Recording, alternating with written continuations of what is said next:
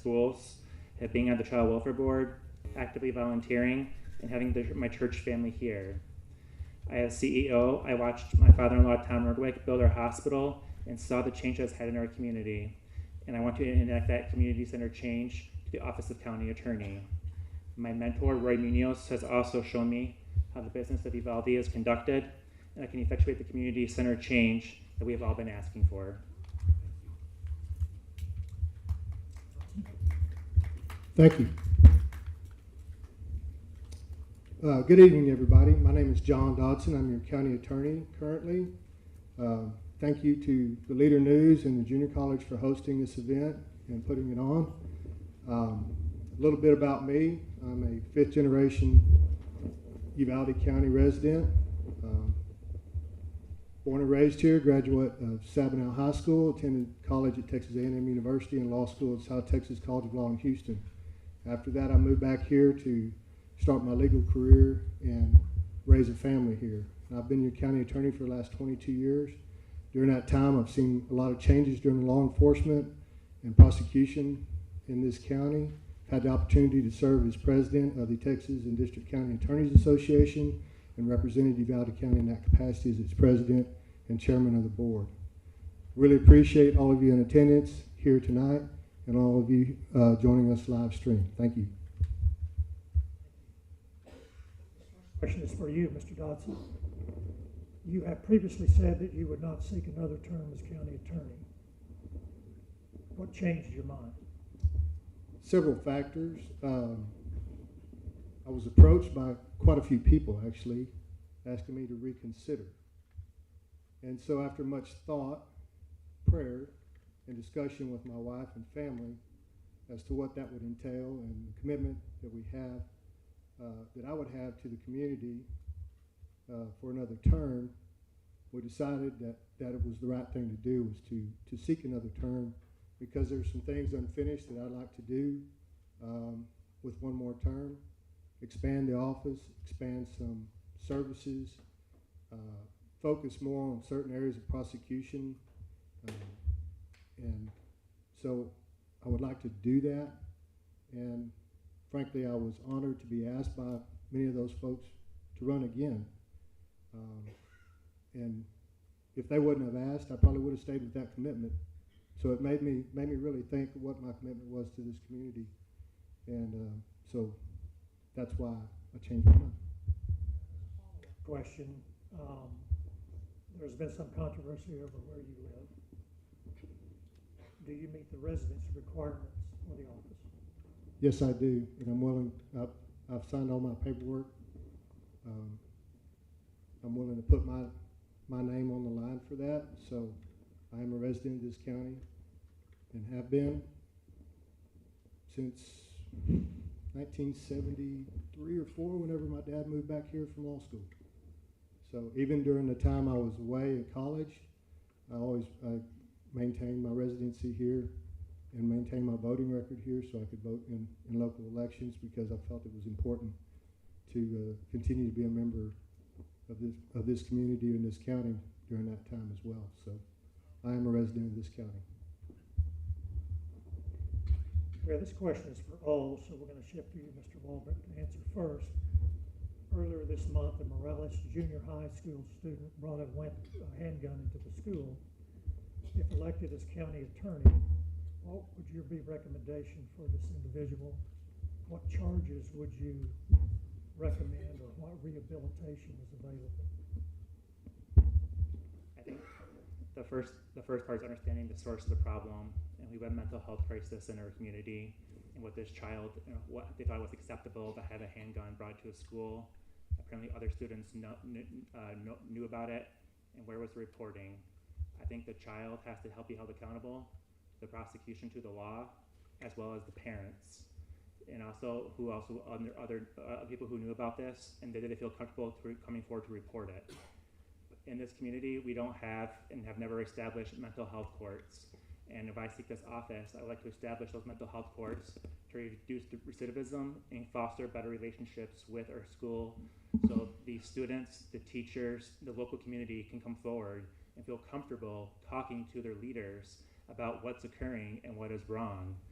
Part of that is being present in being present at our meetings, at our school boards, and making sure this office reaches out to local police, to our school districts, to our teachers, to the UCISD police department, and to make sure that all these avenues are being tracked and taken extremely seriously. This has not happened at all, and that is why these problems persists. It is absolutely shocking that occurred. And for prosecution, I believe it's your question, I would fully recommend prosecution to the extent the county office could do it, and also see if the Christina Mitchell Busby in the district and county office would pursue any charges as well as a higher level felony. So,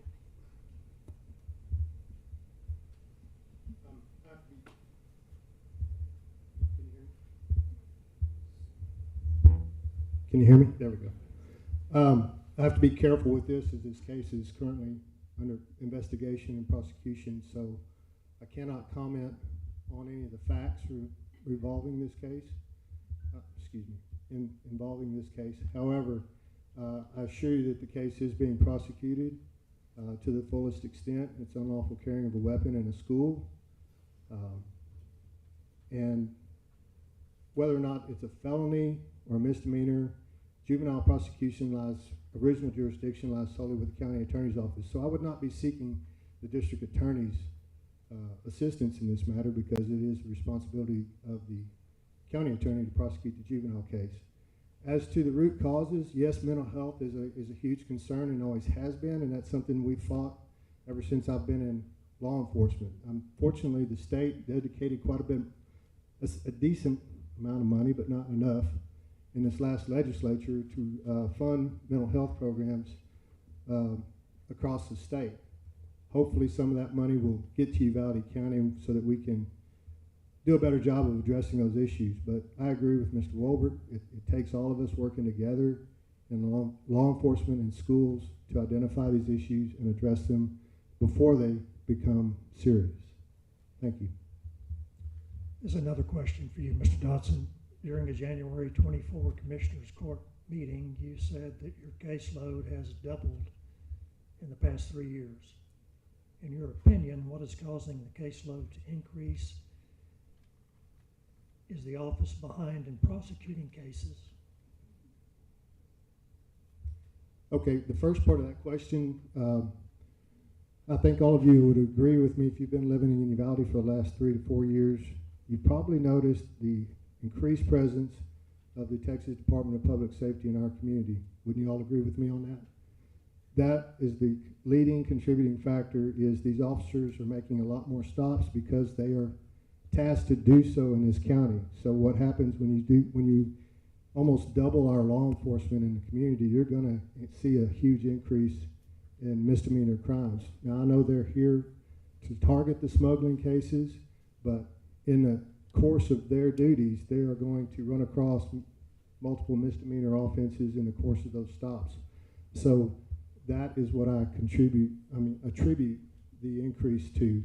As far as being behind, we had a backlog from 2020, the COVID year, and 2021 because, first of all, getting people to court was hard because we couldn't go to court, and we have been slowly working our way out of that. I'd say we are no further behind than we were before. We've caught up, and actually we're gaining on the backlog pre-COVID. So we've had a lot of help there to do so. Okay, thank you, Mr. Dodson. Mr. Walbert, would you like to respond to that? Yes, I think this, the county attorney's office is backlogged. Part of it is because of high volume of cases and a lack of support, and we need to hire additional attorneys. I think the problems with COVID actually made our system of justice a lot more streamlined. Actually, we see Operation Lone Star cases that are now online dockets. Instead of having just a single judge in Uvalde County where we sit, we're able to have judges appear electronically, and so we're able to have dockets on multiple days if we wanted to do so. The issue we have is that we're not currently prosecuting small drug-related cases and are behind in domestic abuse concerns. Part of this process to effectuate the change is reaching out with our community partners, other judges, even Operation Lone Star from the governor himself. And he'll said he'll provide funding for not only judges and additional court staff. Thank you for that. That lines up our questions for you gentlemen. We appreciate your coming tonight. Thank you. Thank you.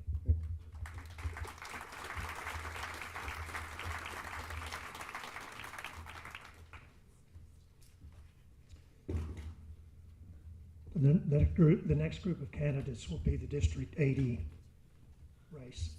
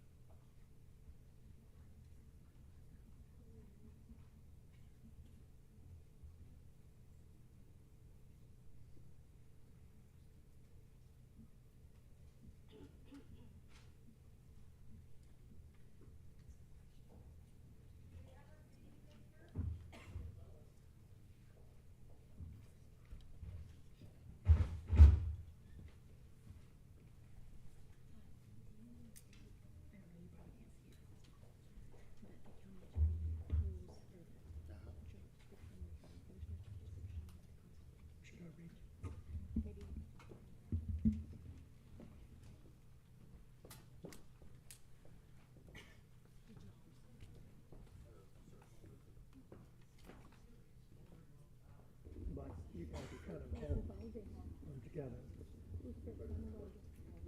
Well, then just take a seat and we'll go down the line. Yep, take your spot.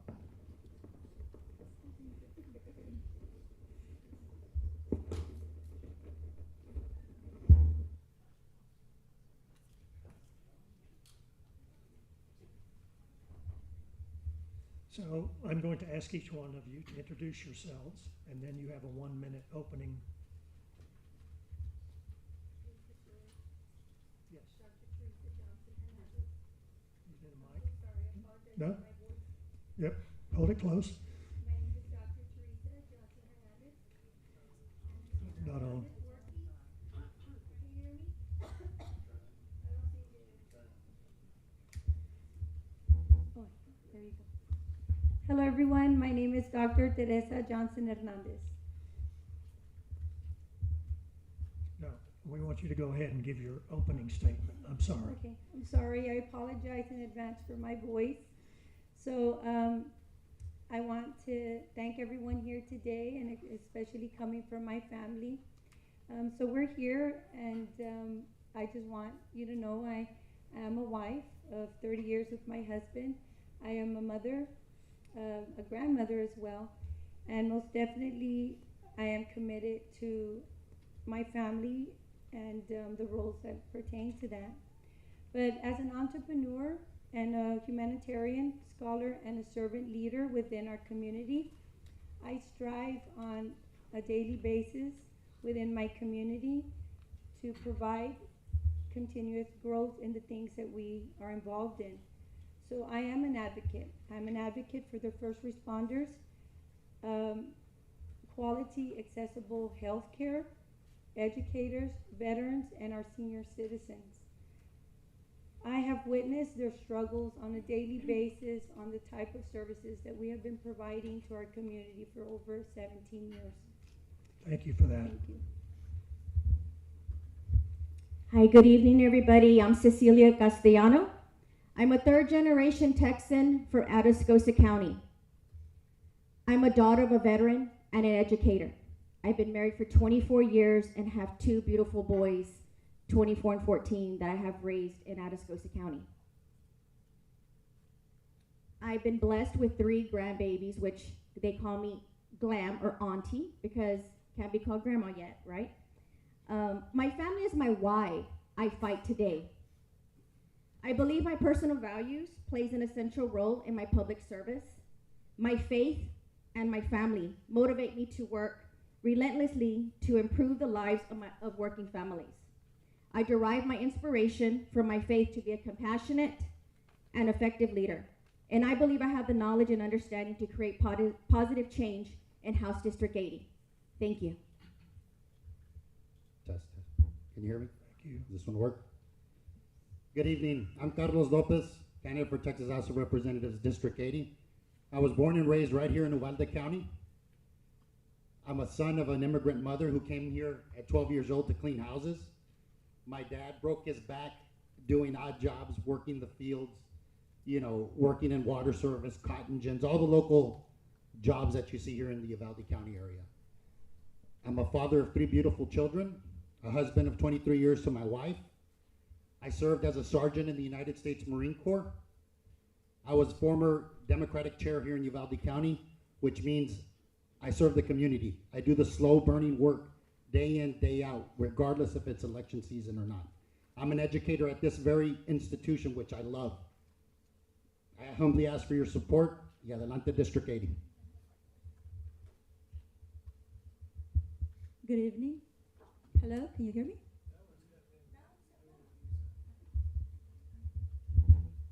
Good evening. My name is Graciela Villarreal. I thank you all so much for having me tonight on this important debate.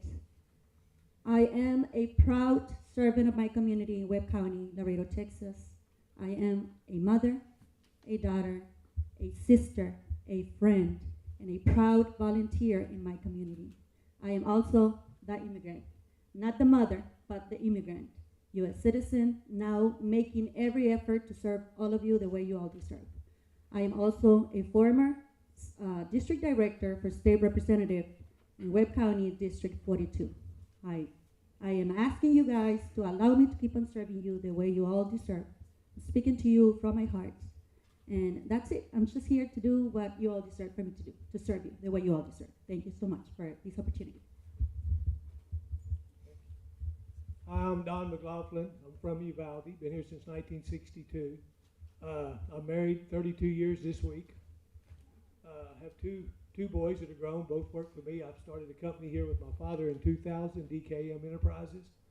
With 4 people today, we have 100 plus employees. The reason I'm running for this seat, I care about this region, and I think it's important. And I think that most politicians nowadays have lost touch with the people that were there to serve, and we don't listen and we don't hear. So that's the reason I'm running for this position, to go and be a voice for rural South Texas. So I'd appreciate your support. Thank you. Thank you. We're going to begin some questions now, and these are for all of you. So we're going to go back to the beginning of the rotation. Here's the question. So during the past legislative session, a Texas House panel okayed a bill raising the age to purchase a semi-automatic rifle. The bill ultimately died after missing a key deadline. Many Uvalde families advocated for this bill, spending hours at the state capitol. If elected, do you support a raise the age bill?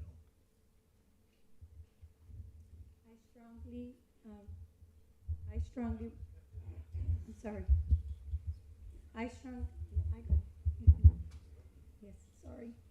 strongly stand for my Constitution, and I believe that we have the right. However, when it comes to laws, that's why we have certain laws, and I believe when it comes to age, and I understand the sacrifices people make, right, to fight for their beliefs, but however, I personally feel that that age is appropriate to purchase a gun. It's the laws that we need to implement for safer for our community, and mandatory or better trainings and etc. that pertain to educating the individual to making better decisions, and also mental. I think that's a big key component to that, is making sure that we screen these individuals to make sure that they are mentally able to make that purchase. Thank you. Same question. Repeat, please. Okay. The legislature approved legislation, a bill, to raise the age to purchase a semi-automatic rifle from 18 to 21. The bill never got to the committee for a vote. Would you support that legislation if it came up again? Absolutely, 110% I would support that. I also support, excuse me, can everyone hear me? I also support, first of all, nobody wants to be controlled, to be controlled. Everyone has a freedom to own guns. However, we need to increase the limit to what the federal law reads, which is age 21. So that should be reciprocated down to the state. And we need to go back to, well, not go back to, but I believe we need to have a comprehensive background check, national background check. We also need a better oversight on gun shows when purchasing guns. It shouldn't just be so loosely for anyone just to go buy a gun with cash and no background check. And let's go back to the license to carry with 2 training classes. So I have a full agenda of how we can ensure that we protect our younger generation, and it all goes back to mental health. That's the problem here. Thank you. Thank you. When elected, my first priority was to immediately reintroduce that bill, 1744, back into consideration. That's our top priority. The current state of politics here in the state of Texas has gone, it's completely ridiculous. You know, when I was a young recruit in the Marine Corps, the federal government would never hand me over an assault weapon without being properly trained. What we're advocating for is responsible gun ownership. If you really champion the Second Amendment, you want people who know how to operate, maintain basic safety rules. Right now, any person can go buy an assault weapon at that without being properly trained. If you really love the Second Amendment, you would champion these issues because you don't want crazy people not knowing how to use these weapons of war. The NRA was originally founded as a gun safety organization. It's morphed to something entirely different. So advocate for responsible gun ownership, champion the Second Amendment, and you'll see a change in this. Remember, our children come first before anything. I'm gonna applaud that one because he's actually right on point. As a proud former police officer's wife, you know, weapons were usually all over our house, but with discipline, stored in a place that was safe for our son to be around. I definitely think the time has come when we need to take conscious of what's happening with our youngsters. And I'm gonna agree with Cecilia, all these have to do with mental instability. While we champion, and you know, I am so pro of our Second Amendment and our right to have our arms, it is the time that we take a mature conscious, and decide if we want to keep seeing our grandchildren in our home at the end of the day. And we have to take a stand and make the right movement that we need to do in order to keep seeing our family together in our holidays, in our Christmas, and so on. So I'm definitely encouraging you all to participate, to call your senators, your congressmen, your state representatives, and champion towards the need to raise awareness and to raise the age limit in which people are entitled to own a weapon. Thank you. First of all, you know, if we're going to address the gun problem, we've got to address some other issues. When you go see a Hollywood movie today, when they glorify people just murdering people over and over and over. Secondly, we have video games now that take our kids, and that's all they do. They teach them to shoot people and kill, and you get points and go to the next level. Those are problems that we've got to address. Then we've got to address the mental health problem. Mental health is true. Look, I'm willing to sit down and have a conversation with anybody, any table on gun control. But without addressing these issues, changing the law is not going to change. It's not going to stop the problem until we address the root problem. And as long as we make it affordable in society to have these things, we've got to address that first. Then we can sit down and have a conversation on the other. We're going to start over down here with a new question. Immigration has been called a crisis on our border. If elected, what steps would you pursue to solve the problem? Well, I believe that we're founded through immigration. However, I think it's important that we remember that safety needs to come before any topic on the table when it comes to guns or immigration or anything like that. I feel that I would most definitely be for making sure that we implement clear laws to protect not only the safety of the individuals within our country, but also the individuals that are coming in, to make sure that we screen them properly, to make sure that we make sure that the individuals that are coming in are going to come in to become self-productive within our society. I do not believe in just allowing them to come in and not continue that process of tracking and making sure that they're being productive and that they're not causing any type of issues that we are facing today. That we see it on a daily basis, not only coming in from Eagle Pass, but me from Webb County, we see it. So I believe that safety and implementing the laws for protection and safety of our citizens is on the top of my concern. Thank you. Same question. Well, first and foremost, us taxpayers deserve a real solution. It's time for a solution and stop talking about it. Second of all, the borders it's been an issue for a very long time. It's now just being, I guess, in the spotlight. But let's really look back at the fact that who is holding office right now? It's our Republicans that are holding office right now. And so I believe that immigration is not a Republican or a Democrat issue. All the issues and questions that have been asked this evening are a bipartisan issue. It's time for us to come up with a real solution and stop talking about it. So this Operation Lone Star, let's take it back to our schools. The dollars that are being paid by Governor Greg Abbott should be directed to our schools. Okay, and I understand the question, but we need to invest in our children, and we need to have a proper way of access into the United States. I've talked to many farmers and ranchers that say, you know what, we need the help here. So there should be a proper way of these immigrants coming through where we can track them and we can put them to work.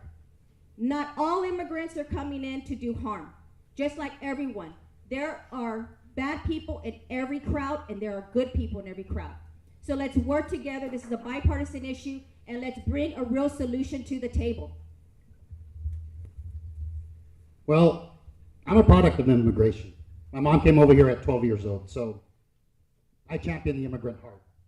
They assimilate in this country. The American experiment does something very special to immigrants. They become functioning members of our society. But right now what we have, let's tell the truth, is politics.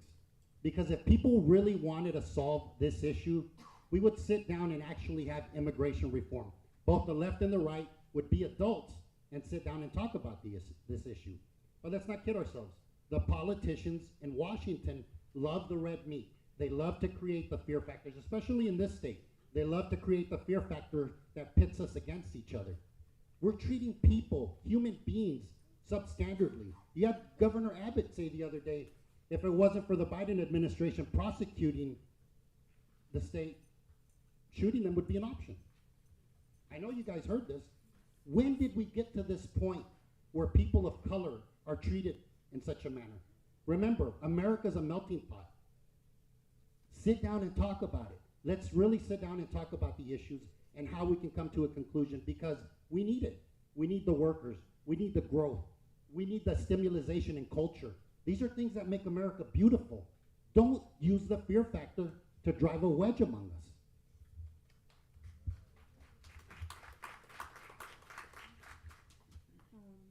I'm gonna second that one. As an immigrant, and a proud servant of my community. I gotta say that not all immigrants are bad. Some of us strive to serve. My father, a U.S. citizen, instilled in me servitude. He was like, we don't come here to take, mijita. We come here to give. We come here to be part of the solution. We come here to help this country grow and become a better place for all. Now, let's focus on something that's happening, and I'm gonna agree with my partner here. We are making this very political. It is between Democrats and Republicans. We need to finally start focusing on the needs that we have at home. Because how can we help our neighbor when we have so many unsolved problems at home? And I'm talking to you about Medicaid. We have right now special children with special ed needs on a long waiting list. I bet you all don't know this, called the Star Kids program.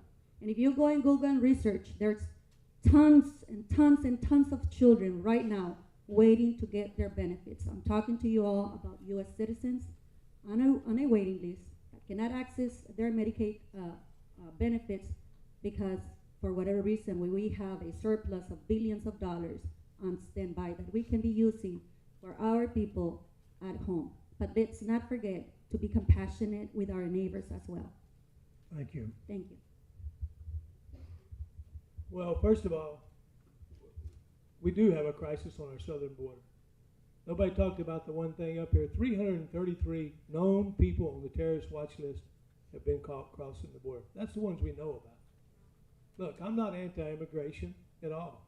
There's a right way to come across the border and there's a wrong way to come across the border. The only person that is enriching themselves right now is the cartels that are charging every one of these people that cross that border. They're paying a fee to come across. They're not coming across freely, they're paying. And look, right now the average citizen in the United States Social Security income is $1,499. The average subsidy for the immigrant family in the United States right now from the federal government is $2,350. We don't take care of our homeless right now. We don't take care of our veterans. And we're opening our deal to 7, 8 million people that we don't even take care of. And then we hear our Democrat partners in Congress talk about, well, these people, we need them to work on our farm and we need them to work in our hotels and our restaurants. Well, hell, they're all breaking the law then because we can't work them. The piece of paper they're giving over here says you cannot work or you will be deported. So what are we doing? We're driving these people to a slave labor deal. So the United States is just as bad as anybody is being a human trafficker right now. Thank you. Okay, I'm gonna have to ask for some seconds, and that is actually true what he's saying. But we have to understand right now the immigration reform is not being fair. We are championing for Venezuelans, Colombians, Cubans to come all over here, and we understand that they all are escaping from calamities in their countries, but all of immigrants that are coming to this country are escaping for some type of calamity in their country. So let's be fair with the immigration reform, and unless we don't figure out a way to put this in order, we need to slow it down a little bit. Go ahead. Something interesting that occurred within the last 2 weeks. The U.S. Senate passed a bipartisan bill for immigration reform. It went to the House.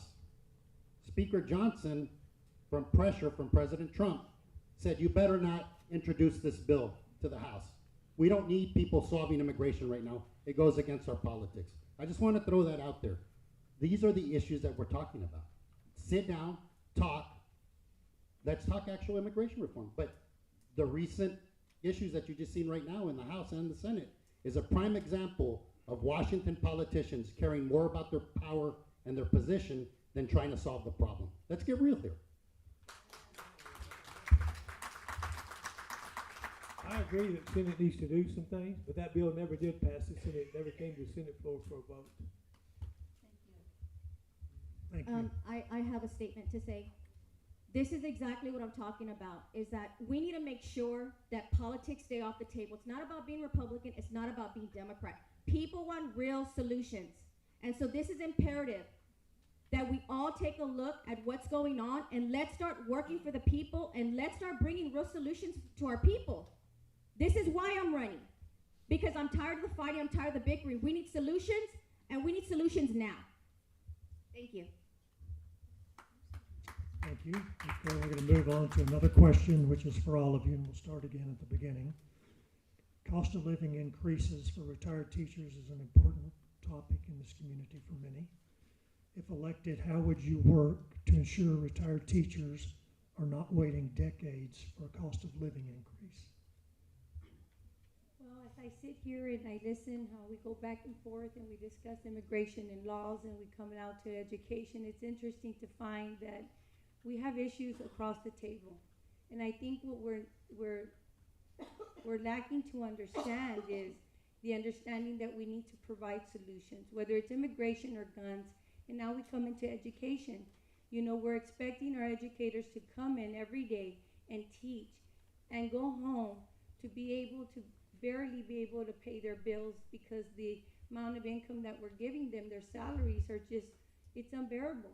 So I believe as an educator and as a person of being that I'm for education, we need to take care of our educators. We need to make sure that their salaries are where they need to be so that they can be able to provide not only in their home, but be able to come to work and be able to be self-efficient for our students, because that's where it belongs, everyone.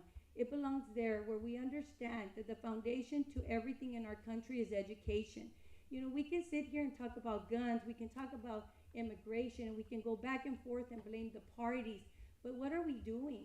We need to educate the people and understand that we have to have a voice of one, of unity and loyalty and understanding, that we the people are based on a constitution that was formed through immigration or whatever belief you may have, but we have to be able to sit and talk and make decisions.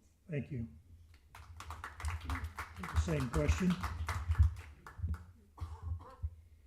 As I have been driving around House District 80 and talking to our school board trustees, superintendents, I've had to sit and see these superintendents and administrative staff tear up. Some of them cry pretty bad, saying, if we don't get more money, then I'm afraid that our school district may close. Where will our children go? What will we do? As I drive out through House District 80, we've had 2 schools that have been shut down already in small towns. Towns where mothers have raised their children. Children are now raising their children, but there's no school. Family and friends of House District 80, it's time for us to bring real solutions to our retired teachers, real solutions to our teachers, for our classrooms. Our children, my children, are not a pawn for the government. I expect your children and my children to have a fair and equal education. I expect our veterans to have a fair and equal opportunity to be serviced throughout Texas and House District 80. There's a lot of problems here on the table. But once again, as I drive out through House District 80, I hear from our veterans, our doctors, our nurses, our teachers, and our retired teachers. Help. We need help and we need solutions. And so my solution will be that I will fight for every teacher, every veteran, every child in House District 80 to make Texas better. Thank you. Well, for the last 30 years, look at the issues that we're talking about. Teachers' retirement, funding education systems, women's rights. How has the Republican Party improved your life? How has it done it in the last 30 years? People are barely making it nowadays. Corporations have run amok. You know, I'm a small business owner, but I'm not a large pharmaceutical company.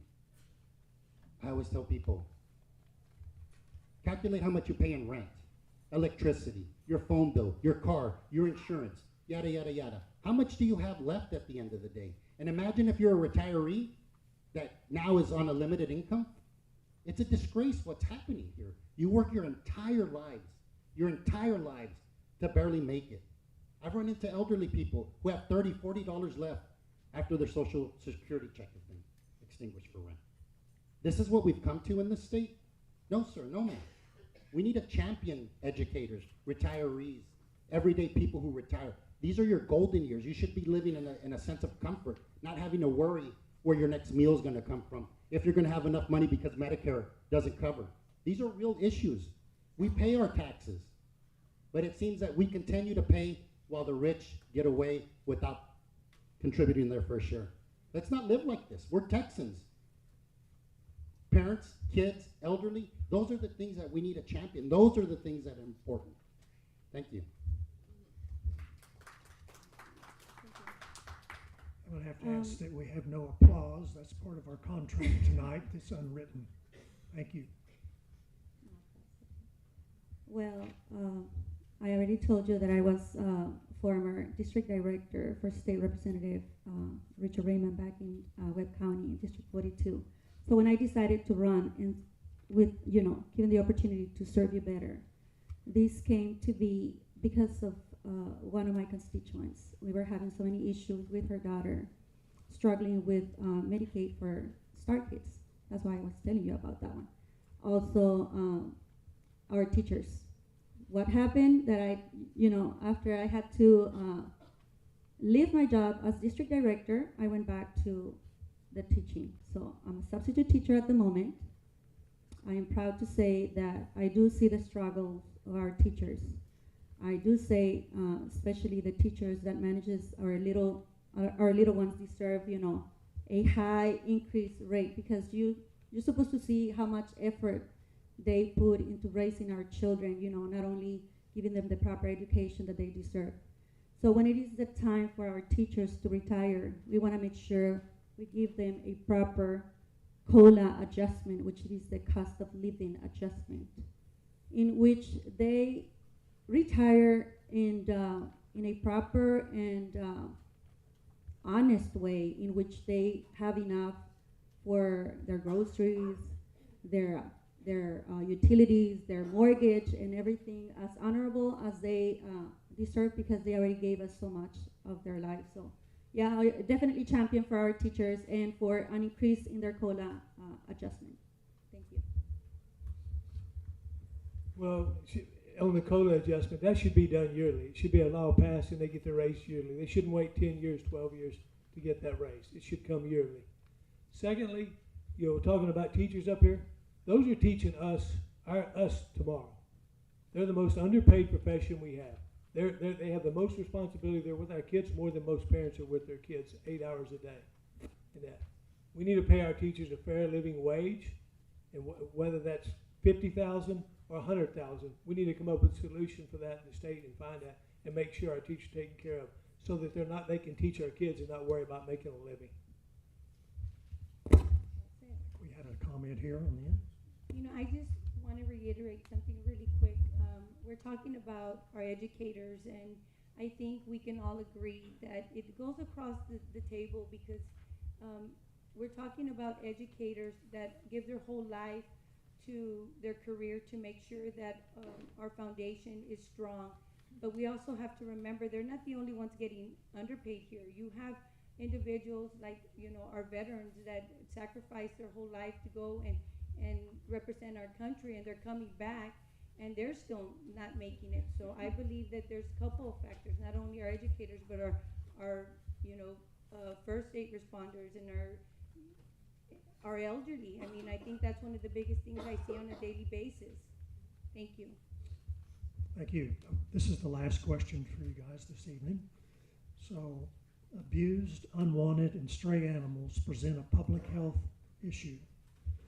Studies show that animal cruelty is associated with domestic violence, abuse, and has been linked even to school shootings. If elected, what efforts would you take to address this persistent problem in our region, and how would you, or do you support funding this issue? I believe that they're important just as us as human beings. I think animals are a big part of our lives, and I can sit here and speak to you that I have family members and very close friends that have animals, because it's a coping mechanism for mental, whether it's depression or individuals who are military, retired, who have these types of services for them. So I believe that it's a huge factor, and we need to be very responsive to that, to make sure that they're taken care of, just like we as a human being. Anybody that is being abused or neglected, most definitely, I believe that they need to have that care and that help. But if we go back to mental health, I think that's a big factor in a lot of the issues that we're struggling with today. We need to be open to the different types of means and possibly counseling, and not only within our schools, but also, you know, outreaches for our communities, being more aware of these different types of factors. So most definitely, I feel that they are just as important as a human being, because they can actually save a life. And I'm a witness to that. I've seen that. Thank you. Repeat, please. So, abused, unwanted, and stray animals present a public health issue. Studies show that animal cruelty is associated with domestic violence, abuse, and has been linked to even to school shootings. If elected, what efforts would you take to address this persistent problem in our region? And how would you, or do you, support funding for this? Well, there's also a lot of loose chickens and roosters throughout House District 80. I believe that we definitely need to have a solution to where we provide shelters for the stray animals, as well as all these loose chickens. The story behind all the loose chickens is that the man died, and the children did not want to take care of those chickens, so they just let them go. So now the entire neighborhood is infested with chickens. And here in Uvalde, there's a peacock issue. Okay, so I saw a whole street full of peacocks. Yes. Also regarding out in House District 80, I've seen a lot of dilapidated houses with tons of dogs and cats. So I believe that, I mean, that's like, it's there, it's out in the open, but yet no one's doing anything about it. So most definitely, I believe that we need to have control over houses that are falling apart, burn homes that are just there, pile trash, and dogs and cats that are just in one place. And so I'm a mom of 2 dogs. I'm a fur mom, and so I do understand that our dogs play a very special role in many lives. And so I'm a big animal lover, and I will support and sponsor any type of animal control and to put them in good homes. Thank you. And the chickens and roosters. Thank you for that. Absolutely. I think here in Uvalde we only have 1 animal control officer, if I'm not mistaken. Two, but very limited in resources, correct. There's nothing like driving home and at my house, big German Shepherd comes up and loves you unconditionally. You know, these are good things to do, but yeah, I think providing more resources in regards to controlling the pet population, shelters for pets, you know, these are all great things. Having events, I know we used to have, I think we still do, Bark in the Park out here. These are things that get the community involved, make it fun, you know, to be around pets, you know, show the love, eliminate the depression.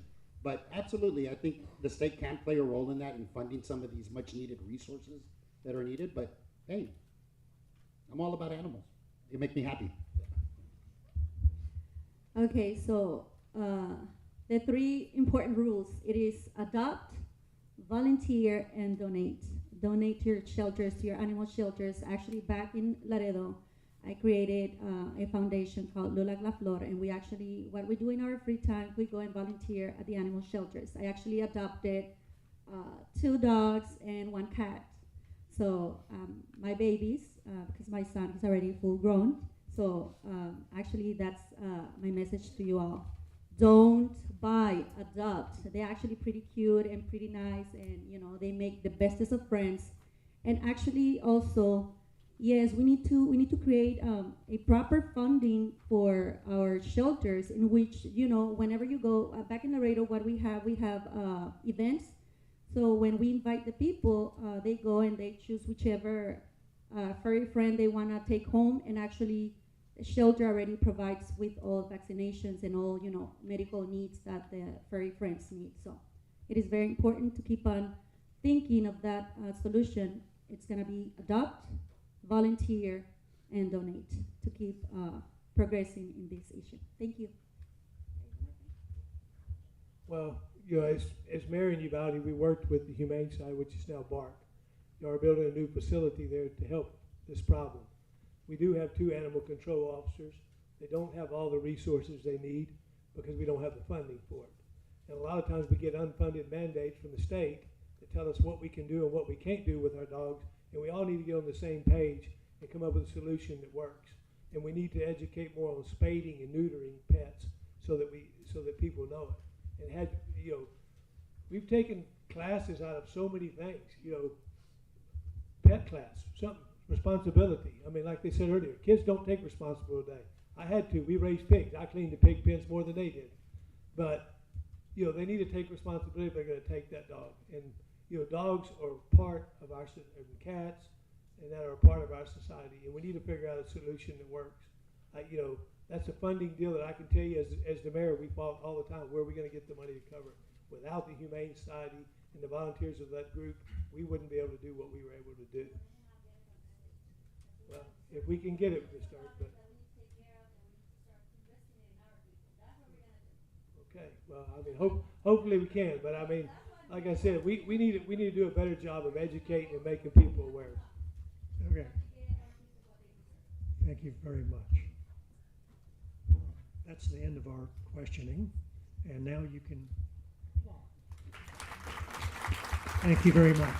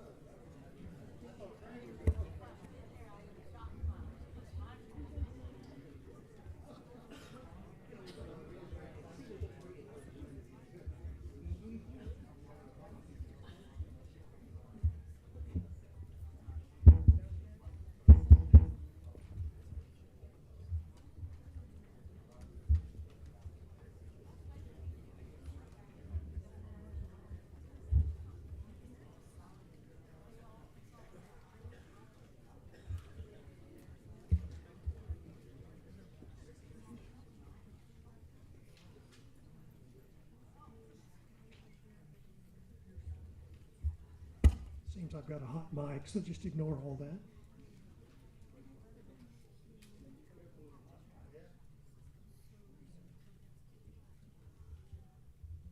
Okay, so we're going to begin with the commissioners now.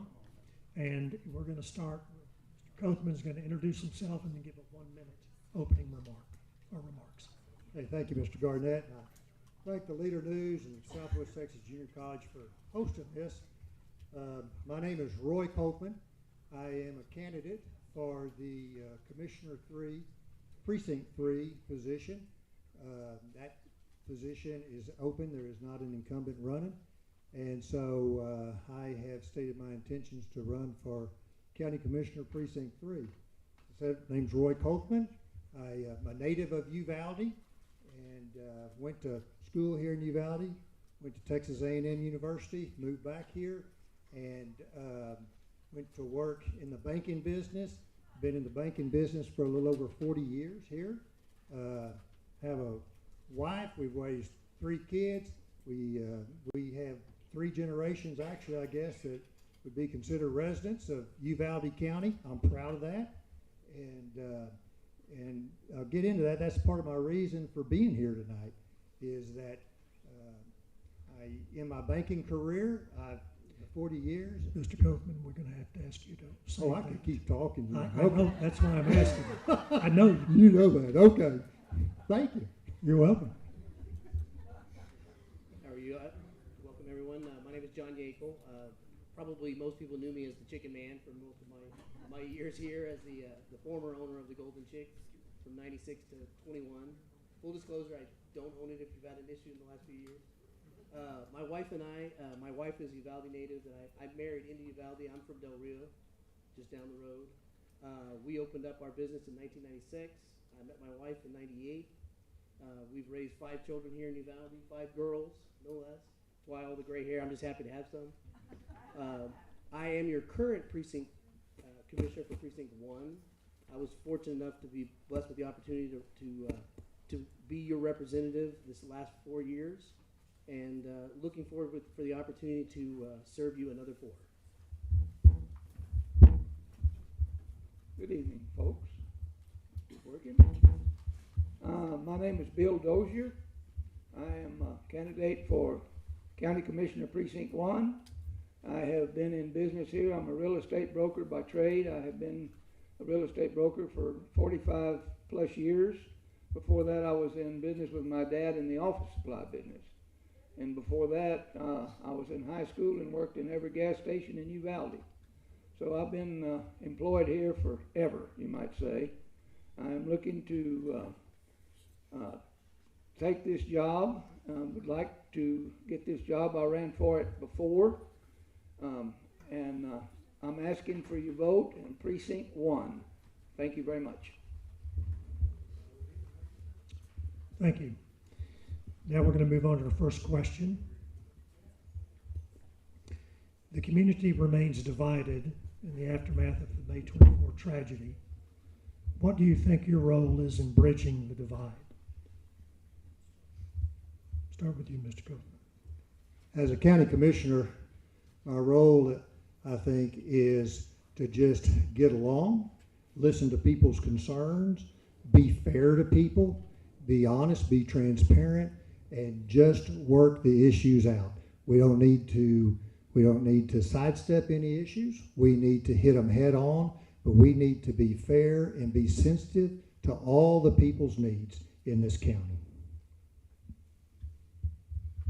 I think for me, having unfortunately been there during this period of time as a current commissioner, it's an unusually difficult circumstance for commissioners because unlike the city and the school district, we don't have direct supervision over the staff or any of the circumstances of that day, nor are we privy to any insight that you as a regular citizen have. We've had no updates or read-ins or hearings or reviews on anything that's happened that isn't public information. And so I think it's important for us to just be as transparent, accessible, and open to hear your thoughts and your issues. And I think it's important for people to keep as open mind as possible until we do have resolution, because at this point we still don't. Let's be honest. Like, even with the reports that have come out, we still don't have until the criminal investigation is complete and there is or isn't charges, there is no way for families to have the opportunity to grieve or to process anything until we reach that point. I don't have any clue on what the holdup is. Don't pretend to have any insider knowledge to that effect. But I think we should. I'm going to take a ledge out here. It'll be popular or unpopular as it may be, but I've always had a reputation of being direct and outspoken. For me, the blame applies to those individuals in charge of their organizations on the ground that day. The accountability for those actions ends with the leader. When you run an organization, whether it's a business or a government entity, you as that individual, the buck stops with you. Now, whether it's criminal prosecution, I'm sorry, this is not going to be popular, but anyone who's telling you there's going to be a successful criminal prosecution is lying to you. You're not going to prove criminal intent, or you're not going to prove gross negligence, which requires intent as a part of it. John. Civil litigation is the only path that's going to come. You're in the same boat as Mr. Copeland. Pass it. My thoughts on it are, we've gone through a bad situation for the shooting. It affected everybody in this county, and it will be with us forever. My thoughts on it is that since running for county commissioner, from what I understand, and I'm not there yet, so I don't know all the rules of how it works, we need to make Uvalde great again. And that's my thoughts on running for this position. Thank you very much. Thank you. Now, the second question has to do with attendance in Commissioner's Court. There have been issues in the past with commissioners who simply didn't show up. How would you propose to address that? And do you think it's fair that they continue to get $29,000 a year if they're not present? Start with you, Mr. Dozier. I have, in my ads that are going to come out, if I get this post, I will be a full-time commissioner. We have not had a full-time commissioner in this county in over 40 years. I'm a real estate broker, as I said earlier. I'm in the farm and ranch part of the real estate profession. I have a lot of free time, and I will give it to this county. And as far as coming to the meetings, unless I'm dead, I will be at the meetings. And I will call you back, I promise. Being in the real estate profession, there's nothing worse than having somebody won't call you back. I'm of the opinion, I don't care if you call me back and tell me to go jump in the damn river, at least call me back. And I promise to call you back, and I will address your problems immediately. If I can get to them, I will get to them. If I can't get to them, I will stay in touch with you, and you will not be left in the dark. I promise you that. Thank you very much. Yeah, so it's one of those things that's important to be at as many meetings as you can. There are going to be occasions. So, as an example, the meeting we had just this week, I was in San Antonio working with Jane Macon, who's a larger-than-life character, a partner in a law firm in San Antonio, a big wheel in the nonprofit world, working on something specific to here in Uvalde that relates to actually an evacuation system that's been proffered and offered through a new corporation that's a startup, and they're looking to basically provide this opportunity to our school district at no cost. And I've been chasing that down now for nearly a year, and we're now to crunch time, where it's a very real possibility in the very near future that this system at no cost to the district may be offered.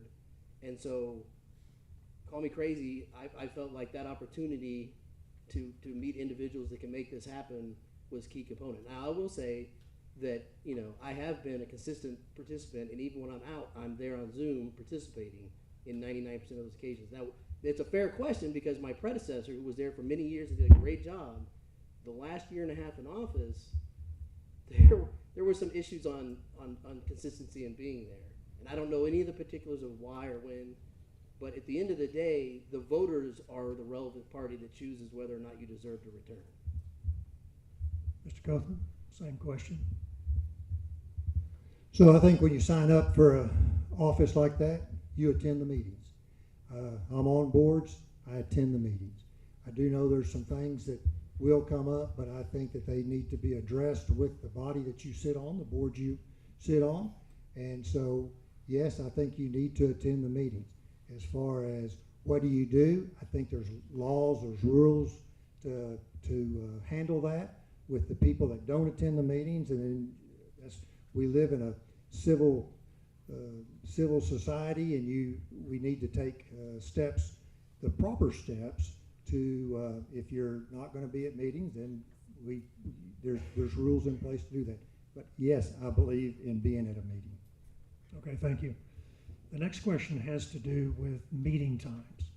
The public has raised the issue of the courts meeting in the day, 10 a.m. in the morning, when many people, most of us are at work, I guess. So the thought was to move it to the evenings, as is done with other entities like the city and the school board. How would you address that? This is for Mr. Dozier to start. I'm open. It doesn't matter. Self-employed. I can be there at 10 o'clock in the morning, or I can be there at 6 o'clock in the afternoon. So whatever the voters want and whatever the Commissioner's Court decides is fine with me. So for me, it's easy. I'm already on the record as being in favor, and was one of two commissioners who were unsuccessful in getting the time moved to the evening, because I agree, if you're a person who works for a living, as most of us do, it's difficult to have to take off from your job to attend a public meeting. It's not really that big of a burden, I don't think, on elected officials, like every other elected body in our community, to show up and have an evening meeting that makes it easier for the community to give their 2 cents on what we're doing. I don't disagree with what these gentlemen say.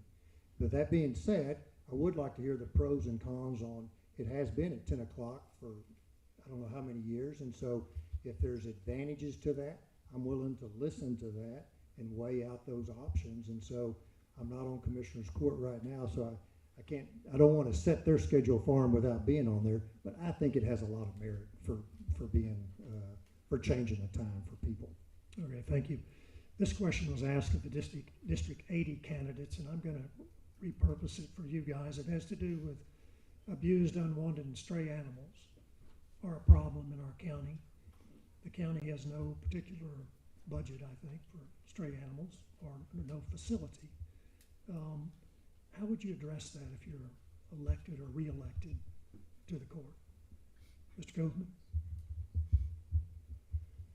It's a good question, and I don't know if we can work out that assuming I get on the Commissioner's Court, the county court can work out something with the existing facilities. I think that's a little problematic when we talk about the county, because the county encompasses Utopia, it encompasses Sabinal, Canepa. I don't know how we handle transporting a stray dog in Utopia to Uvalde. So I think if it's a county-wide problem, we need a county-wide solution, and there probably needs to be some money budgeted towards curing the problem. And so yes, there needs to be a solution. It's not just a city problem, it's probably a county problem, but the county problem encompasses many municipalities. Some of them are incorporated, some of them aren't. That makes it problematic. So does Sabinal have more of a responsibility than Canepa because they have taxation? I don't know. That one requires a little bit of studying. Okay, so I have a little bit of first-hand experience. I haven't been on the court. So Judge Kimball has been fantastic in leading the fundraising efforts to create our new shelter, and it sounds like they're nearing the end on the project to be able to come up with the money. It's a complicated issue because the county does not have the benefit of the city. The city has home rule, so they have the ability to make their own ordinances, their own laws. The county, we don't get to make ordinances or statutes. We have to abide by statutes provided by the legislature. The legislature makes laws, we enforce those laws. And so it becomes a trickier animal for us. We can't just create a rule in the county and implement it at our own request. It has to go through the legislature. There are some small examples of things that have been done as one-offs in the past. I think that what we're most likely inclined to do is what we've started now, which is we're already talking about reserving space and committing dollars to the new facility that would be used on a need basis. And that was a suggestion that was made by Judge Kimball. And then just one thing that I did individually is each commissioner, when all the federal ARPA money that came down, we split up between the commissioners, and each commissioner had, gosh, let me think. I want to say it was 45. No, I'm sorry. We split 300,000 4 ways, between each commissioner that they could decide how they wanted to allocate those dollars. And so I split mine between the Herbie Ham Center, the library, and the animal shelter. Thank you. That's going to be a hard question to answer. I understand where Mr. Yekel is because he is currently on the Commissioner's Court. But where I live, I'm in the county. Across the street is in the city. So there's stray dogs and cats everywhere. But the city cannot come on my street because I'm in the county, even though I'm only 15 feet into the county. So it's a hard question to answer, but something needs to be done about the stray animals. So getting elected to this office, I will be able to see what needs to be done and then take the appropriate action. Thank you. Thank you very much. That concludes your questioning. And now the audience can give applause if they so inclined.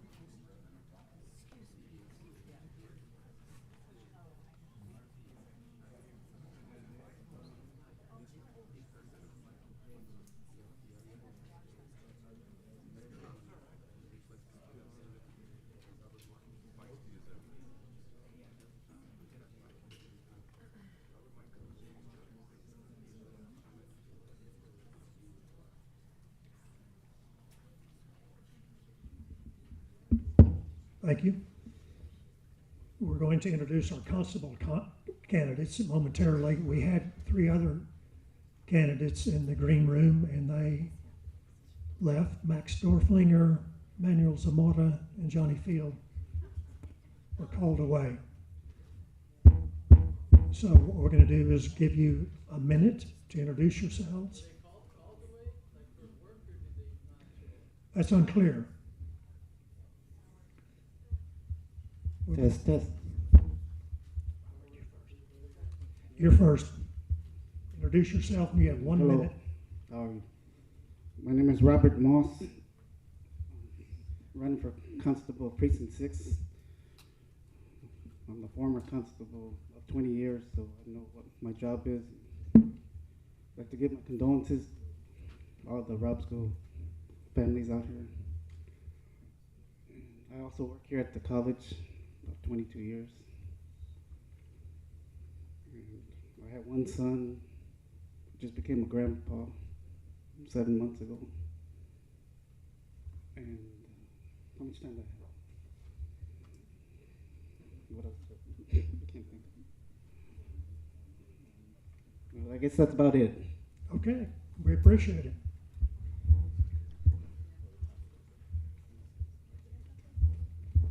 Okay, my name is Paul Wayne Moss Jr. I go by Wayne. I'm running for Constable Precinct 1. I am currently a police captain in Von Army, South San Antonio on 35. I also work in the weekends in Austin. I'm a security supervisor and team lead, and I've been doing that since 2016. I was teaching law enforcement since 1996. I also at this time would like to give my condolences and sympathy to the robbed families and survivors. I attended a few of the funerals. I was helping with the other officers from out of town, and I didn't get to give condolences to everybody, even the funerals I did attend, like Lupa and Gilda Lopez. I've known him since I was a little boy. I was able to give his son and his daughters, but I didn't get to give everybody, so this time I'd like to do that. I have a daughter and 3 grandkids, and because of that is one of the reasons I'm running. Thank you. I appreciate your vote and support. My name is Hank Dickey. I live in Knippa. I'm running for Constable Precinct 2. I currently work for Kinney County as a sheriff deputy over there. I do patrol at the moment. My family is raised in Uvalde County. I have a son and a daughter and a grandson. I plan to be more active in the communities, proactive in the schools, and look forward to serving my communities, whether it's in Knippa or Sabinal.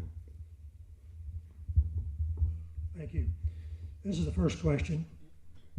Do you agree with the Department of Justice report that the failure at Robb was due to a failure in leadership of law enforcement? Why do you think it happened? That'll be for you first, Robert. I say yes, but I'm here to debate my other opponent, but he didn't show up, so I'm not going to say anything else about that. Wayne? I would say for an officer I've been an officer for over 31 years, and like I said, I work out of Uvalde, and we've got a lot of criticism. And, I try to defend Uvalde and say, people are related to these officers, and it's a small community, but there is no excuse for what happened that day, okay? Right. All my officers where I work at, in Austin, everywhere I go, everybody knows what happened. It's not debatable anymore. The DOJ made it very clear. It was a failure in every form and fashion. If I was there that day, I would have turned in my badge and never showed my face in this town again. That's how bad that was. Okay? That would be exactly what I would have done. I was in New Braunfels. I was sending UPS to Father Ken's family. And that lady asked me, is that a costume or is that real? I was wearing my Von Army police officer uniform. And I told her, I'll assure you it's a real uniform. I've been an officer for over 30 years. And then she goes, oh, I saw your ID from Uvalde. I'm like, oh, okay. Now I know where this is going. I told her I wasn't there, but I wish I was, because it wouldn't have taken 77 minutes. I might not be talking to you today, but I guarantee you things would have been taken care of. And I might not be here, like I said, but it would not have taken 77 minutes, I promise. Responsibility starts from the top down. You're taught from the beginning, stop the threat. It's as simple as that. Go stop the threat.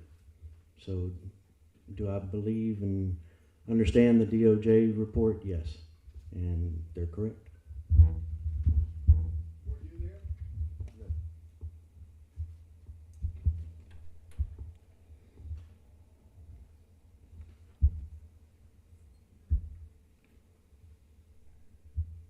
So if you're elected and you're aware of the divide in the community that's come about since Rob, what would you do to help restore the trust in law enforcement? We'll start with you, Mr. Dickey. Community involvement. I've been involved in community in Uvalde. I own a small business here. I've done businesses with schools. I've done businesses with local governments and things like that, involved with the community, and that's where it starts. Is, am I going to build trust overnight? No. Am I going to prove myself? That's what I look to do, is proving myself. I'm not every Joe peace officer out there. I handle my business differently, and it's listening and understanding.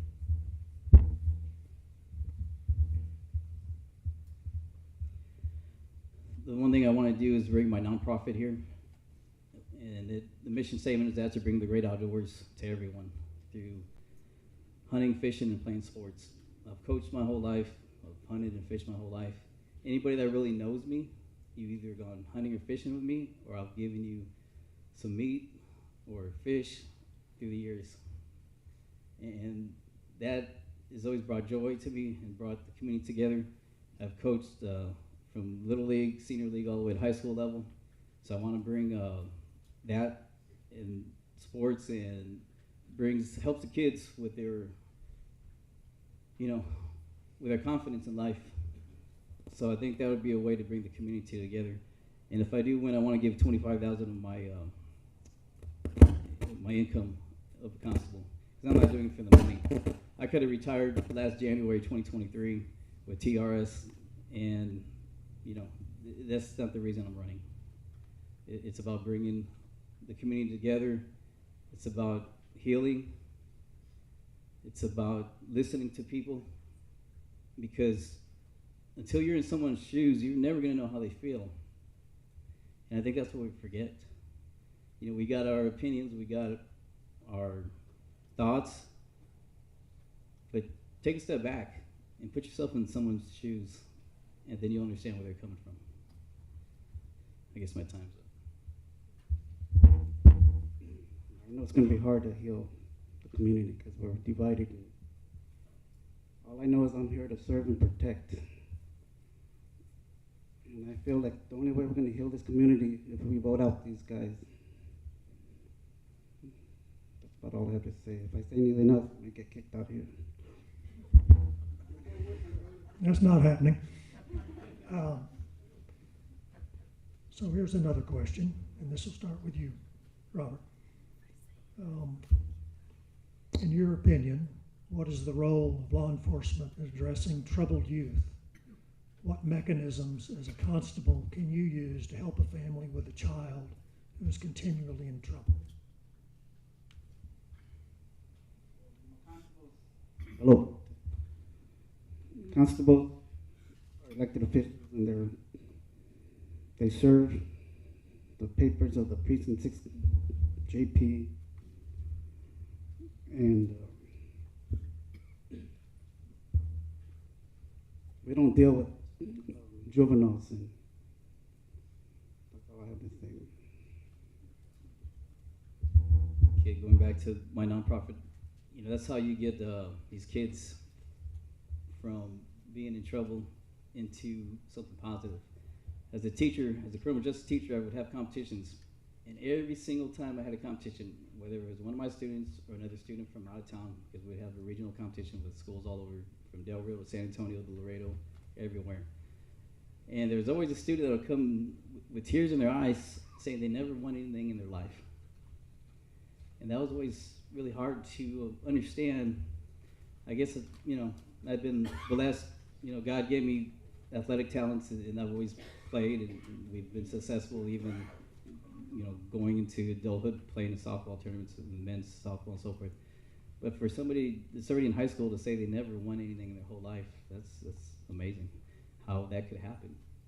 Obviously, nobody gave that, child any attention or put them somewhere where they could have been successful and get that confidence. And that's what I want to do with that nonprofit.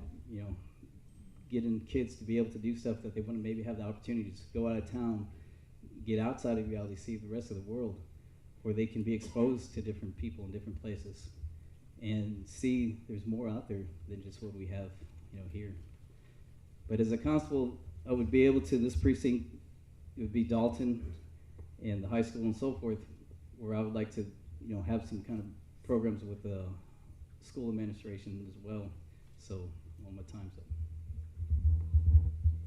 Again, it's community involvement with the schools, with the community itself, and supporting the local police departments and the local governments as far as mental illness goes, and you know, listening to the teachers, listening to the community about where there may be problem at, and visiting with the kids or the parents or anything like that, and being involved in their lives, and not just a peace officer that comes by to arrest them.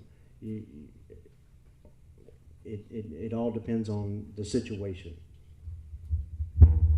Thank you. This is the last question. Would you consider it double dipping for a law enforcement officer to hold a law enforcement position and a separate elected policing position? How do you do justice to both jobs? Yes, I do consider that double dipping. And that's what our opponents want to do. They have their full-time job and they want to get paid to be a constable, but they're not giving you a full effort, 100%. And to answer some of those questions earlier, they were here. They were in their constable uniforms, and they took off. And then my other opponent puts his hands on me and keeps touching me, and I told him, don't be touching me, because he has some lawsuits pending for different things. So, yes, they want to get paid for a second job. Like I said, I could already retire. I'm going to retire if I win, so I can give 100% of my time and effort to Uvalde. By them not being here, that speaks volumes. Okay, Mr. Dickey? Constable Precinct 2 will be a full-time job for me. The position is very important to me. I wouldn't be sitting up here if it wasn't. As far as double dipping goes, is it necessary to make a living sometimes at this time? Part-time work is what I would probably do in addition to full-time constable. Robert?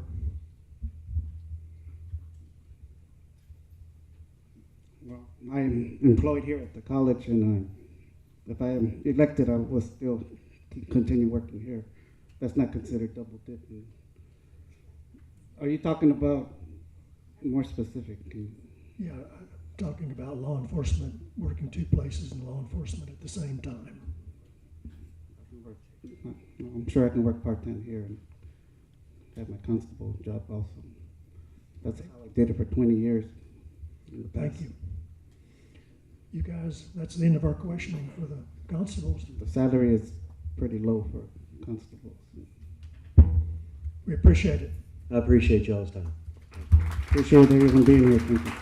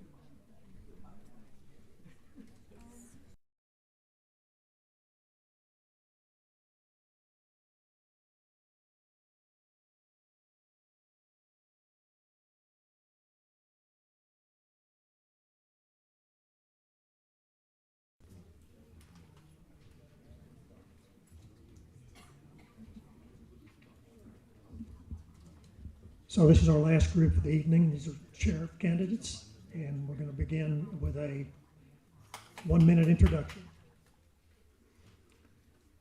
Mr. Arnhem. Hello, hello. We got it now. My name's Otto Arnhem. I live here in Uvalde. Been here for 19 years, and actually been in Uvalde off and on most of my life. I attended college here. I came back later on. I was stationed here with DPS for 4 years in Uvalde.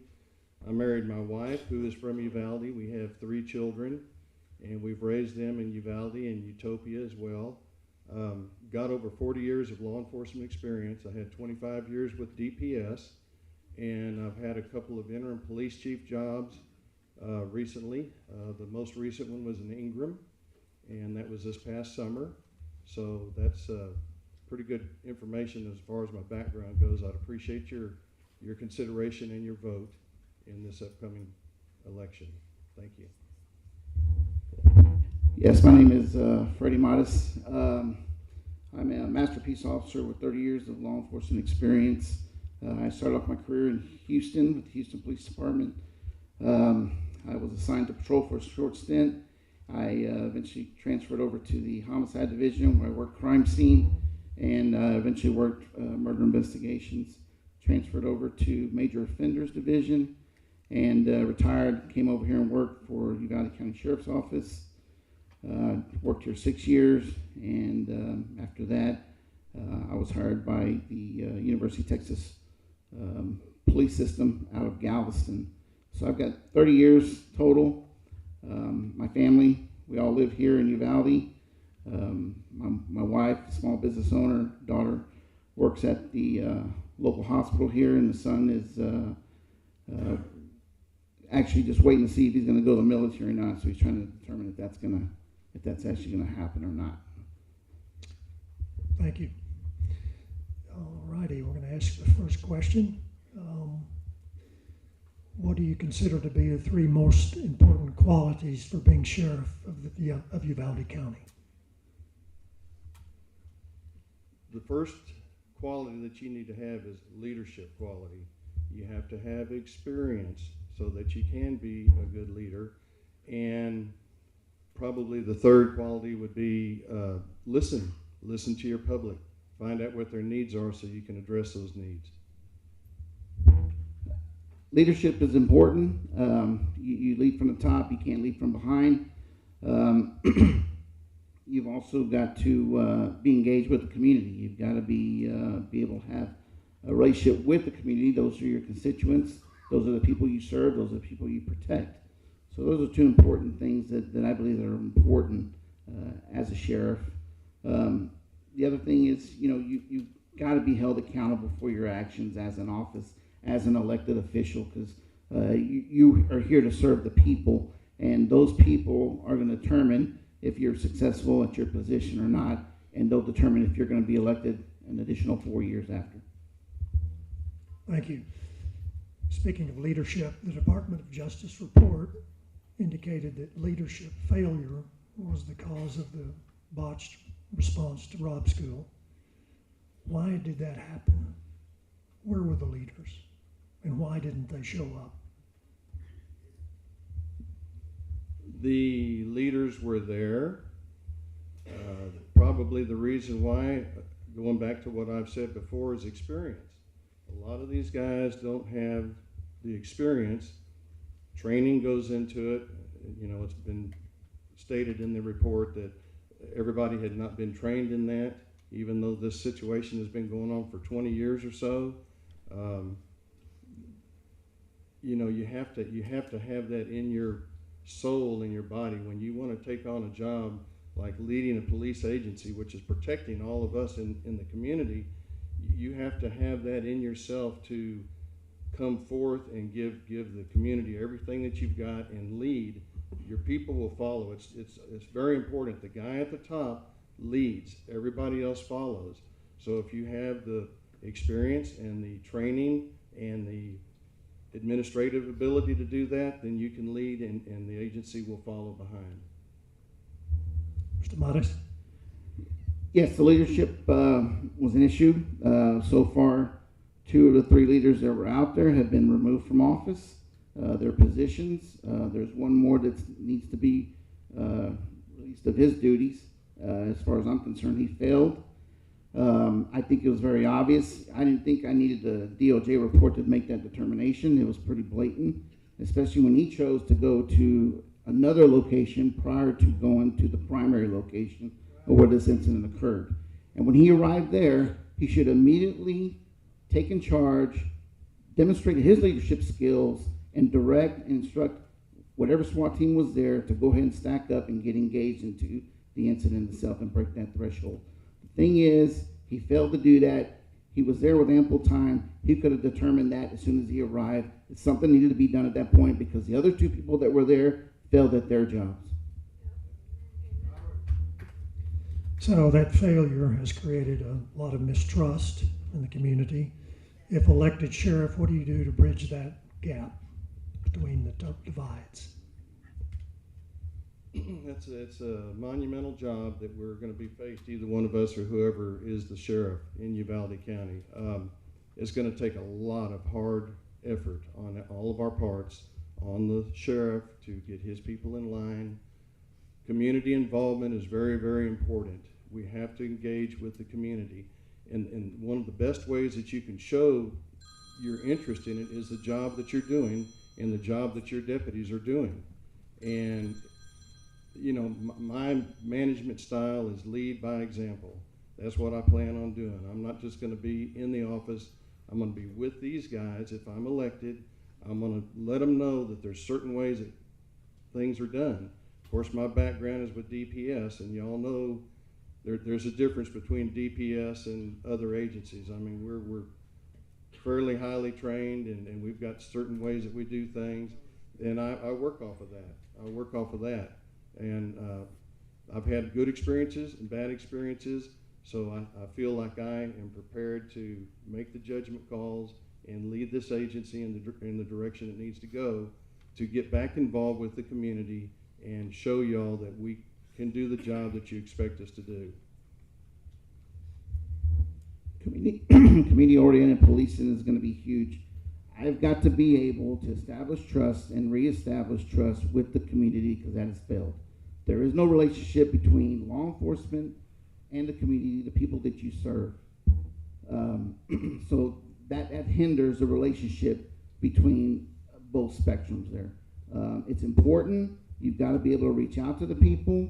You've got to be able to host events so people can be engaged with you so that they can come and speak to you while you're hosting just a simple movie night for the kids, for them to enjoy themselves, that's sponsored by the sheriff's office, while the parents, if they got an issue to address, I would be there, chief deputy be there, some type of command presence there, and if they need to address something, that gives them an opportunity to at least make me approachable so they can address some issues on a one-on-one basis.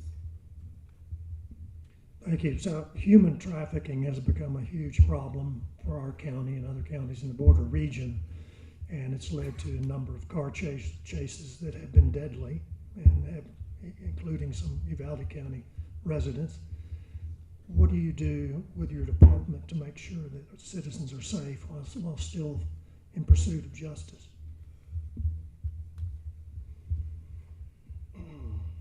Well, I think that we would need to work closely with the police department. Generally speaking, these chases start outside the city and come through the city. So we would need to make arrangements with the PD to coordinate clearing intersections and things like that to make sure that this situation can get through as safe as possible without injuring anybody in Uvalde. That's the main thing. The people that are in that car that are running, if they're illegal and if they don't exactly know what they're doing over here, you know, it falls on them. It's their responsibility, but it's our responsibility to protect you folks. So I would think that we would need to work closely with the PD to make sure that we know ahead of time these things are happening and clear the path so they can get through, and then they can try to further stop this as soon as they can after it gets through the city. But we don't want to cause an issue in the town that could endanger any of our citizens. Thank you. Mr. Modest. I've emailed the governor of the state of Texas, Greg Abbott, I submitted some plans as to how I would like to address that issue. It's going to be a combined effort between the city of Uvalde as well as the county. Once we learn that there is a chase coming through or coming in the direction of Uvalde County, I came up with a choke station, what basically is utilizing Jersey barrier walls that you see on the freeway with plastic, with water and sand filled, that'll go from property line to another property line, leaving an open space for the actual traffic to travel through. Now, we received word that there's a chase coming through the county. Both the city police, county law enforcement, both respond, lay down some spike strips while the chase is coming through. Signage is provided before law enforcement reaches about a mile to half a mile down. And what they do is they shut down the chase at that point. Because ultimately, we don't want any of the citizens of Uvalde to get injured or possibly killed because of these people coming illegally into our country, into our state. So we figured, you know what, let's go ahead and hit them before they even make it to the city, and let's go ahead and utilize the spike strips. So they're either going to have to hit the spike strips, they're going to have to hit the barriers, or they're going to have to go through some property and hit some fence and actually cause damage to those fence lines. With that, what we're going to do is we're going to reach out to the governor's office also to see if we could get a fencing company on retainer so that we could have those fences repaired within 48 hours so these ranchers don't have to absorb that cost and let the state pay for that. Thank you. Do you feel like that the sheriff's department has an adequate budget to take care of the training necessary to bring people up to speed? That's going to have to be addressed. I'm not sure exactly what the budget is for training with the sheriff's department or the entire budget with the sheriff's department. That's going to have to be looked at, and that's going to have to increase. We have got to do what is necessary. The primary function of county government, law enforcement, is protect its citizens, just like the United States and federal government protect its citizens. Everything else comes after that. That's the primary job. It's going to have to increase. We'll have to have more funds to get the adequate training that we need. There's a lot of different avenues. There's possible of grants that we can apply for training. We may even be able to get people to come in and volunteer for training. We have an awful lot of officers that live in Uvalde County, retired officers with a lot of experience.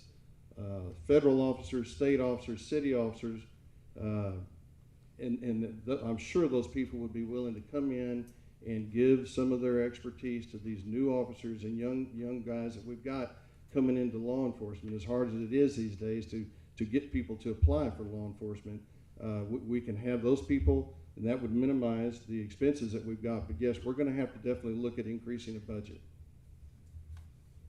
I'm not familiar what the budget is, but they should be able to utilize those funds when I was there for training purposes. There's no reason why we can't receive any grant funding, especially after May 24th. The money should be allocated to this area just for the purposes so we can prevent any type of further issues or future issues, similar situations, so that you can have the training, the tools needed. The tools were there that day. They just didn't utilize them. They didn't have the confidence to go do their job, okay? Now, what I want to do is I want to do a combined agency response team so that we can actually have a confident team that will break that threshold and do their job as a moral and ethical obligation to you people out there. So the state legislature created a law that effective in January of this year, the sheriff's department was required to coordinate a meeting with all the law enforcement entities in the county to make sure that in the event of an active shooter or any other law enforcement incident that people knew who was on their left and right. Do you think that law was necessary to create the will to have those kinds of meetings? No, sir, I don't believe so. I think that if whoever the leaders are, the enforcement leaders in the city, the county, the state, whatever, I think they ought to figure things out themselves and jump on this. I mean, we need to be proactive in a lot of things that we're reactive in. And with all the situations that have happened over the last 20 years with schools and situations like this, we need to get proactive. I mean, they introduced the active shooter deal. Yes, we need to do it. Did everybody take the training? No, not everybody's had the training. That's a problem. That's why you've got to have the guy at the top with the foresight and the forward thinking to bring these things to his agency and bring them to the city. And also working in conjunction with your other agency partners that you've got, which we have 2 or 3 here in town. We've got the city PD is a large agency, the sheriff's department, and DPS. I think things are going to change now since all this has happened, and we will start doing cooperative joint practices, training, schooling. All that's going to happen. I think this I'll tell you, this situation in Uvalde has changed law enforcement forever in this country.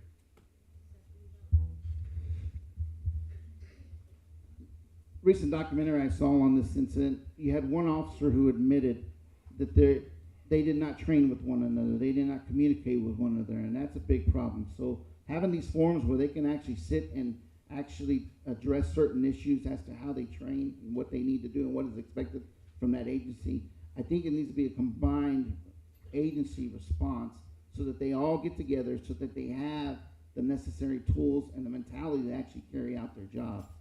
So yes, they need to have a forum so that they actually can communicate with one another and address these issues, so that you don't have to worry about being concerned that these people are not trained or don't expect how the other person works, the other agency works. Been taking active shooter training since early 2000s after Columbine back in Houston. Houston was ahead of the curve. So we've been doing this since the early 2000s. Lakewood Church, just the other day, just Sunday, Houston officer, TABC officer, they did their job. They engaged the individual, the shooter, and they eliminated the threat. They did their job. Thank you. And that's the last of the questions. Good luck. Thank you for having us, folks.